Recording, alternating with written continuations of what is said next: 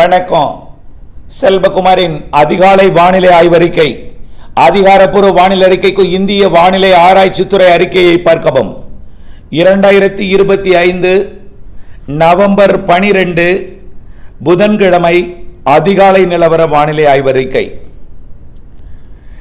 நேற்றைக்கு தென் மாவட்டங்கள்லையும் மேற்கு தொடர்ச்சி மலை மாவட்டங்கள்லையும் உடுமலைப்பேட்டை தெற்கு, பொள்ளாச்சி தெற்கு உட்பட, பொள்ளாச்சி சுற்று வட்டாரம், உடுமலைப்பேட்டை சுற்று வட்டாரம் உட்பட, திண்டுக்கல், மதுரை, தேனி, அதாவது திண்டுக்கல் மாவட்டம் கொடைக்கானல் மலைப்பகுதி, மதுரை மாவட்டத்தின் ஆங்காங்கே, தேனி மாவட்டத்தில் ஆங்காங்கே, விருதுநகர் மற்றும் ராமநாதபுரம் மற்றும் அப்படியே தெற்கே தூத்துக்குடி மாவட்டத்தில் ஆங்காங்கே, தென்காசி மாவட்டத்தில் கொஞ்சம் கூடுதலாக திருநெல்வேலி மாவட்டத்தில் ஆங்காங்கே, கன்னியாகுமரி மாவட்டத்திலும் ஆங்காங்கே நல்ல மழைப்பொழிவு பொழிந்திருக்கிறது. டெல்டாவில் கூட தூறல் காணப்பட்டிருக்கிறது. மில்லிமீட்டர் அளவிலே செட்டிப்புலம் மற்றும் வேதாரண்யம், செட்டிப்புலம் மற்றும் அப்படியே பார்த்தீங்கன்னா தில்லைவிளாகம் அங்கெல்லாம் தூறல் காணப்பட்டது. வட உள்பகுதியில் பார்த்தீங்கன்னா அசூர், விழுப்புரம் மாவட்டம் விக்கிரவாண்டி அருகில் இருக்கக்கூடிய அசூரில் ஒரு 20 மில்லிமீட்டர் மழை பொழிந்திருக்கு. இப்போ மேலும் மழைப்பொழிவு எங்கெல்லாம் பார்த்தீங்கன்னா கிடைக்கப்பட்ட தகவலின் அடிப்படையில் நிறைய வந்திருக்கு.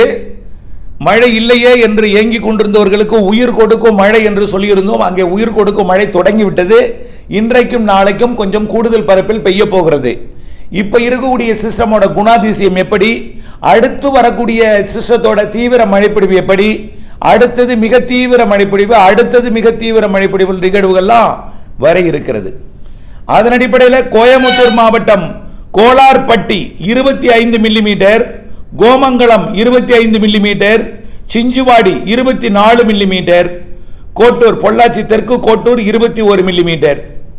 மேலும் திருப்பூர் மாவட்டம் தளி, உடுமலைப்பேட்டை தெற்கு திருமூர்த்தி அணைக்கு செல்லக்கூடிய வழித்தடத்தில் கூடிய தளி 22 மில்லிமீட்டர், முக்கோணம் உடுமலைப்பேட்டை மேற்கு முக்கோணம் 20 மில்லிமீட்டர், மானுப்பட்டி 45 மில்லிமீட்டருங்க, 5 சென்டிமீட்டர் பெஞ்சிருச்சு மானுப்பட்டி.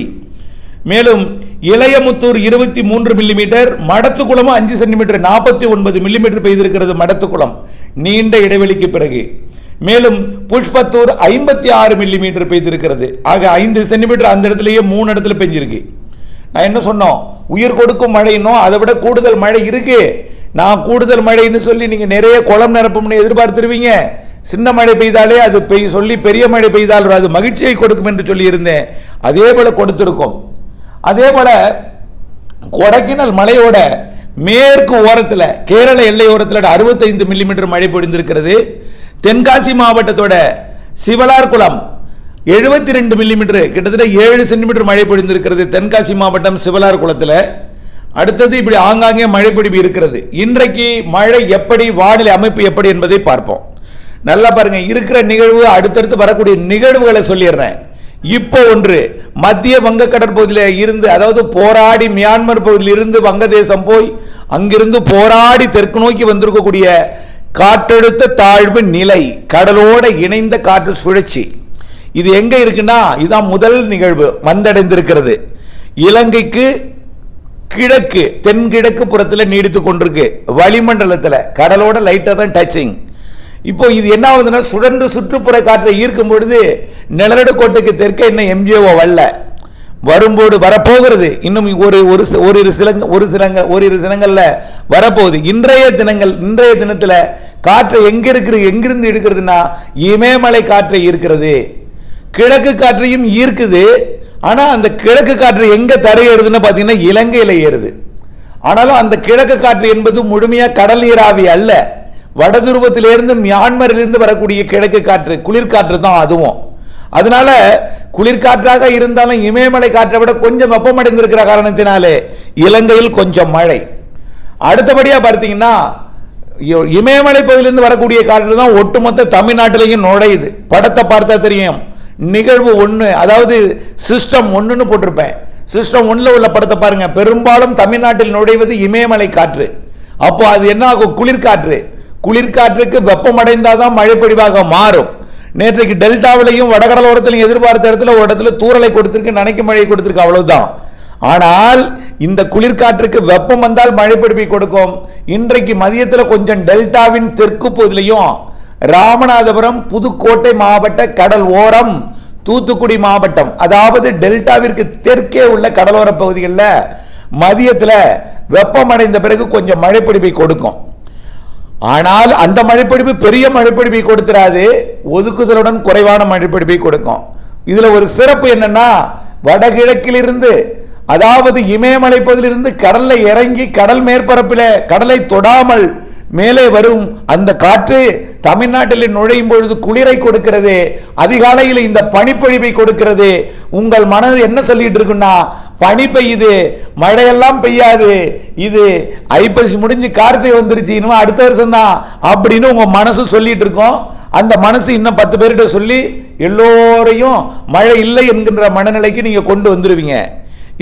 இது மாற்றணும் நம்ம மனநிலையை. வரப்போகிறது இந்த காற்று என்ன ஆகும்னா, வெப்பம் அடைந்து மேலெழும், மேலெழும்பி எங்க போகும், தெற்கேயும் மேற்கேயும் போகும். நேற்றைக்கு இதே போலதான் வெப்பமடைந்து மேலெழுந்த காற்று தான் மேற்கிலிருந்து வரக்கூடிய காற்றும் சந்திப்பை ஏற்படுத்தி மலைகளாலும் மரங்களாலும் மேற்கிலிருந்து வந்த காற்றும் குளிர்வித்து நேற்றைக்கு அந்த கோளார்பட்டி, கோமங்கலம், சிஞ்சுவாடி, கோட்டூர், திருப்பூர் மாவட்ட தளி, முக்கோணம், ஆணுப்பட்டி, இளையமுத்தூர் மற்றும் மடத்துக்குளம், புஷ்பத்தூர் போன்ற பகுதிகளிலையும், கொடைக்கானல் மேற்கு பகுதியிலையும், அதே போல தென்காசி, திருநெல்வேலி மாவட்டத்திலையும், தேனி மாவட்டத்திலையும் பெரியகுளம் கூட அங்கே மழைப்பிடிப்பை கொடுத்தது. இப்படி இன்றைக்கும் மழைப்பிடிப்பை கொடுக்கும், கூடுதல் பரப்பில் மழைப்பிடிப்பை கொடுக்கும். பாருங்க, புயல்லாம் இருக்கு, இறுதி வரை கேட்டு பயன்பெறுங்க, போயிடாதீங்க. இன்றைக்கு மதியம் டெல்டாவிற்குள்ள ஒரு சில இடங்களில் மழை பிடிப்பை கொடுக்கும். அதே வேளையில் டெல்டாவின் தெற்கு ஓரத்தில் அந்த மழை வாய்ப்பு தெரியுது. அப்படியே தெற்கே புதுக்கோட்டை மாவட்ட கடல் ஓரம் வாய்ப்பு தெரிகிறது, அப்படியே இருக்கிறது. அப்படியே ராமநாதபுரம், அப்படியே தூத்துக்குடி, திருநெல்வேலி மாவட்டத்தோட ராதாபுரம், கன்னியாகுமரி வரைக்கும் கடலோரத்தில் மழை பொழிவை கொடுக்கும். பிறகு அதே உள்ளே போய் மேற்கு தொடர்ச்சி மலைப்பகுதிகள் வரை தென் மாவட்டங்கள்ல, அதாவது திண்டுக்கல், திருப்பூர், கோயம்புத்தூர், ஈரோடு மாவட்டங்களுக்கும், அதை விட கூடுதலாக தெற்கே திருப்பூர் தெற்கு, கோயம்புத்தூர் தெற்கு, கொடைக்கானல் மலைப்பகுதி மற்றும் மதுரை மற்றும் தேனி, விருதுநகர், தென்காசி, திருநெல்வேலி, கன்னியாகுமரி, தூத்துக்குடி மற்றும் விருதுநகர் மாவட்டத்தில் கிழக்கு பகுதி வரைக்கும், ராமநாதபுரம், சிவகங்கைக்கும் மழைப்பிடிவை கொடுக்கும். புதுக்கோட்டையிலும் ஒரு சில இடங்களில் மழைப்பிடிவை கொடுக்கும். ஆங்காங்கே ஒதுக்குதலுடன் உயிர் கொடுக்கும் மழை. ரைட், 12ஆம் தேதி பெய்யும்னு ஏற்கனவே சொல்லியிருந்தோம். 12ஆம் தேதி எதிர்பாருங்க. கனமழையும் இருக்கு, சற்று கனமழையும் இருக்கு. உயிர் கொடுக்கும் மழை உறுதின்னு சொல்லியிருக்கிறோம். உயிர் கொடுக்கும் மழை பெய்யும்னு நினைச்சீங்க, அது கனமழை பெய்யும் பொழுது உங்களுக்கு மகிழ்ச்சியை கொடுக்கும். ஓகே, நாளை 13ஆம் தேதியும் இதே போல் மழை. நாளை என்ன ஆகும்னா, டெல்டாவின் மதியத்தில் மறுபடியும் நைட்டு வந்துட்டா மழை பெய்யாது. குளிர்காற்று வருவது, குளிர்காற்று இலங்கைக்கு மட்டும்தான் அது வெப்ப நீராவியை ஏற்றுது. தமிழ்நாட்டின் வடகடலோரம்னா முழு குளிர்காற்று, வட உள் பகுதியெல்லாம் முழுமையான குளிர்காற்று. தமிழ்நாட்டிலே டெல்டாவின் தெற்கு பகுதியில் மட்டும்தான் இந்த குளிர் இல்லாத வானிலை. ஆனால் வடகடலோரத்துலேயும் மழை இருக்கும், மத்தியானத்தில் பெருசா இருக்காது. நான் சொன்ன நிறைய எதிர்பார்ப்பீங்க, அதனால தான் சொல்லலை. வடகடலோரத்தில் ஒவ்வொரு இடங்களில் இருக்கும். நேற்றைக்கு கூட அந்த விக்கிரவாண்டி அருகே ஒரு மழை பொழிந்தது போல 2 சென்டிமீட்டர் பெஞ்சிருக்கு. அதே போல ஒரு மழை பிடிப்பையும் வடகடலோரத்தில் ஆங்காங்கே கொடுக்கலாம், ஆனால் பெருசா இருக்காது. டெல்டாவின் தெற்கு பகுதிக்கு தெற்கே தான். அப்படியே தென் மாவட்டங்களுக்கும் தென் உள் பகுதிகளுக்கும் மேற்கு மாவட்டங்களுக்கும் நாளையும் மழை இருக்கும். நல்ல மழை பிடிப்பு இன்றைய விட கூடுதல் பரப்பிலே இருக்கும். குறிப்பாக மாஞ்சோலை, நாலுமுக்கு, ஊத்து போன்ற பகுதிகளிலும், திருநெல்வேலி, தென்காசி மாவட்ட மேற்கு தொடர்ச்சி மலையோட கிழக்கு சரிவிலும், குற்றாலம் போன்ற பகுதிகளிலும், தேனி மாவட்ட பகுதியிலையும், கொடைக்கானல் மலைப்பகுதிகளிலையும், வால்பாறை மற்றும் மறையூர் உள்ளிட்ட, அமராவதி உள்ளிட்ட, திருமூர்த்தி உள்ளிட்ட பகுதிகளுக்கும் மழைப்பிடிப்பை போய் கொடுக்கும். காற்று குவிதல். சரி, 14ஆம் தேதி என்னாகும், வெள்ளிக்கிழமை தீவிரம் குறையும். இந்த காற்றழுத்த தாழ்வு நிலை அப்படியே மேற்கு நோக்கி நகர்ந்துடும். அப்ப என்ன ஆகும், கேரளாவுக்கு மட்டும் மழைப்பிடிப்பை 14ஆம் தேதி கொடுத்துரும். அப்ப 2 நாள் தான் இந்த சிசத்தால மழை. இன்னைக்கு 12ஆம் தேதி, நாளை 13ஆம் தேதி. 14ஆம் தேதி குறைஞ்சிரும். 15ஆம் தேதி இல்லைன்னு சொல்லலாம். 15ஆம் தேதி சனிக்கிழமை நிறைய நிகழ்வுகள் இருக்கு, மழை இடைவெளி கொடுக்கிறது. 16ஆம் தேதி அடுத்த நிகழ்வு தொடை இருக்கிறது. அந்த மழைப்பிடிப்பு முதல் மழையை 16ஆம் தேதி காலைக்கு பிறகுதான் தொடுக்கும். 16ஆம் தேதி நிறைய சுப நிகழ்வுகள், திருமண நிகழ்வுகள்லாம் இருக்கிறது. ஞாயிற்றுக்கிழமை கவலைப்படாதீங்க. காலை 10 மணிக்கு மேலே தான் அந்த மழைப்பிடிப்பை தொடக்கம். முதல் மழை வேதாரண்யம் பகுதியில் தொடக்கம், அதுக்கடுத்து ராமேஸ்வரம் பகுதியில் தொடக்கம், அடுத்து உருவாக போகுது காற்றழுத்த தாழ்வு பகுதி. இது படிப்படியாக உள்ளே முன்னேறி நல்ல மழைப்பிடிப்பை 16ஆம் தேதி மதியத்திலிருந்து அப்படியே தீவிரமடைந்து 16ஆம் தேதி மாலையில் எல்லாம் நல்ல மழைப்பிடிப்பை உள்ளே கொடுக்க தொடங்கினோம். 17ஆம் தேதி இன்னும் கூடுதல் மழை. 17 வச்சுங்க, 16 உள்ள வருமா அப்படிங்கிறது சந்தேகம். இப்போ 12, 13க்கு அப்புறம் 17ன்னு வச்சுங்க. 16ஆம் தேதி கடல் ஓரம்னு வச்சுங்க. எல்லா கடலோர மாவட்டங்களுக்குமே கொடுக்கும் 16ஆம் தேதி. 17ஆம் தேதி அனைத்து மாவட்டங்களுக்கும் அற்புதமான மழை, நல்ல மழை வரப்போகுது. காற்றழுத்த தாழ்வு பகுதி 16 மற்றும் 16 தொடக்கம், 17 தீவிரம், 18 தொடரும், 19 நல்ல மழை பொழிவை கொடுக்கும். கிழக்கு காற்று வரப்போகிறது, நீராவி காற்றை ஏற்றப் போகிறது. தரையில் இருக்கக்கூடிய குளிர்ச்சி தன்மை நீராவி நீராக மாறும். வட இந்திய குளிரலையும் வந்து நீராவியை நீராக மாற்றும். அதனால் அனைத்து மாவட்டங்களுக்கும் மழை இருக்கு 21ஆம் தேதி வரைக்கும் அந்த நிகழ்வால் மழை. அப்போ 17, 18, 19, 20, 21 வங்கக்கடலில் இலங்கைக்கு கிழக்கே அமைய போகிற காற்றழுத்த தாழ்வு பகுதி ஏற்படுத்த போகிற மழை. அது அப்படியே செயலிழந்து அரபிக்கடல் நோக்கி தென் மாவட்டம் வழியாக போயிடும். அதுவும் தென் மாவட்டங்களுக்கு மழைப்பொழிவை கொடுத்துட்டு அரபிக்கடலுக்கு போகும். ரைட். இது போன பிறகு 22ஆம் தேதி அடுத்த நிகழ்வு சென்யார் புயல். அதாவது தற்பொழுது தென்சீன கடற்பகுதியில் இருக்கிறது, மேற்கு நோக்கி நகர்ந்து வந்து கொண்டிருக்கிறது. வரக்கூடிய 20ஆம் தேதி 19ஆம் தேதி வாக்கில் அந்தமான் தெற்கு பகுதி சுமத்ரா தீவு பகுதிக்கு வந்து 20, 21 தேதிகளிலே காற்றழுத்த தாழ்வு பகுதியாகி தீவிர தாழ்வு பகுதியாகி பிறகு அப்படியே படிப்படியாக மண்டலமாகி ஆழ்ந்த மண்டலமாகி அது புயலாக உருவெடுப்பது உறுதி. புயல் என்றாலும் கவலைப்படாதீர், காற்று பாதிப்பு இல்லாமல் நிறைய மழை பிடிப்பை கொடுக்கக்கூடியது. உங்களுக்கு தேவை மழை. நிறைய இடங்களில் தண்ணீர் விடவில்லை வயலிலே என்றும், தண்ணீர் தேவை குரங்கள் நிரம்பவில்லை என்றும் எதிர்பார்த்து கொண்டிருப்பதை பூர்த்தி செய்யக்கூடிய நிகழ்வாக இருக்கும். அது மட்டுமல்ல, அடுத்து பின்னாடியே இன்னொரு நிகழ்வு, அடுத்தடுத்த 2 நிகழ்வு டிசம்பர் 7ஆம் தேதிக்குள்ள. ஆகவே 22ஆம் தேதியிலிருந்து டிசம்பர் 7க்குள்ள 2 நிகழ்வு. கிட்டத்தட்ட ஒரு 15 நாட்களுக்கு வலிமையான மழை இருக்கு. அதுக்கு முன்னாடி ஒரு 4-5 நாள் நல்ல மழை இருக்கு. 17ஆம் தேதியிலிருந்து சொல்லியிருக்கிறேன். 17லிருந்து 21 நல்ல மழை. 22லிருந்து 700 கிலோமீட்டர் தொலைவில் இருக்கும் பொழுது 22ஆம் தேதி இங்க மழை பொழிவை தொடங்கிடும்.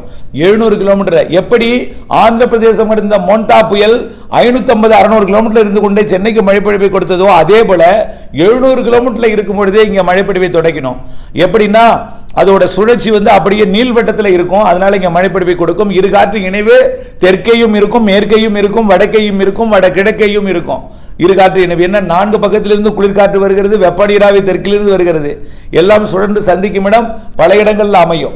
ஆகவே வரக்கூடிய 22ஆம் தேதி 700 கிலோமீட்டர் இருக்கும் போதே மழை பொழிவை தொடங்கிடும். நெருங்க நெருங்க வரக்கூடிய 700 இருக்கும்போது மழை தொடங்கும் போது 22, அப்படி 23, 24 500, 550க்கு வந்துடும். அப்புறம் 24ஆம் தேதியில பார்த்தீங்கன்னா 300 கிலோமீட்டருக்கு வந்துடும். அப்புறம் இன்னும் நல்ல மழைப்பிடிப்பை பெய்ய தொடங்கினோம். எல்லா மாவட்டங்களுக்கான மழைங்க ஸ்லைட்டா இன்க்ரீஸ் ஆகிட்டே இருக்கும். மழை அப்படியே ஸ்லைட்டா கரை கடக்கும் இடம் தமிழ்நாடுன்னு தான் சொல்லியிருக்கிறேன். ஏன் தமிழ்நாடுன்னு சொல்லியிருக்கிறேன்? ஒரு குறிப்பிட்ட இடத்தை சொல்லலைன்னா, ஒரு குறிப்பிட்ட இடத்தை சொன்னா அவங்க பீதியோ அச்சமும் படுவாங்க. அது இல்லாம நமக்கு தேவை மழை. எல்லா மாவட்டங்களுக்கும் மழை பொழிவை கொடுக்கக்கூடிய வேளையில வெறும் பரந்த ஒரு விட்டம் கொண்ட பெரிய ஒரு 500 கிலோமீட்டருக்கு மேல விட்டம் கொண்ட ஒரு பெரிய ஒரு நிகழ்வாக இது கரையை கடக்கும். கரை கடக்கும் வழி மத்திய மாவட்டங்களாக இருக்கும். அதாவது நாம் ஏற்கனவே சொல்லியிருந்த அச்சரேகை வட அச்சரேகை என்ன சொல்லியிருந்தேன், 10, 9 வட அச்சரேகையிலிருந்து 12 வட அச்சரேகை இடைப்பட்ட பகுதி வழியாக உள்ளே நுழையும். ஆகவே இது மத்திய மாவட்டங்கள் என்று வைத்துக் கொள்ளுங்கள். மத்திய மாவட்டங்கள் ஏனென்றால் காற்று அச்சப்படுவீர்கள், பீதி விடுவீர்கள், தேவையில்லாத முன்னெச்சரிக்கை எடுப்பீர்கள் என்பதற்காகத்தான். காற்று அச்சம் வேண்டாம், மழை வேண்டும். நமக்கு மழை தரும் நிகழ்வு தான் அது. அடுத்து வருவதும் மழை தரும் நிகழ்வு தான்.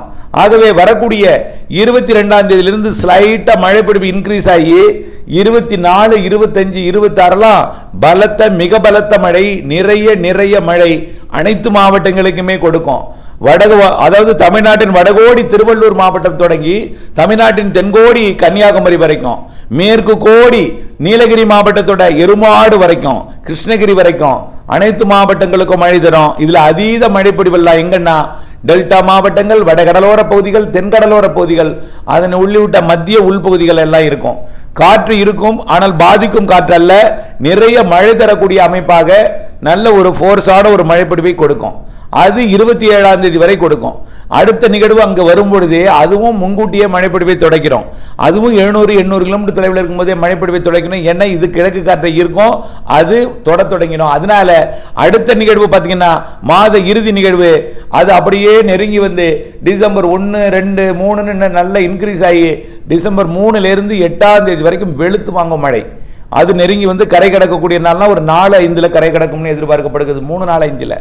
ஆகவே 3-4-5 தேதியில் கரை கடக்கும். அதுவும் ஒரு புயல் நிகழ்வாக இருக்கலாம் அல்லது ஆழ்ந்த மண்டலமாக இருக்கலாம்.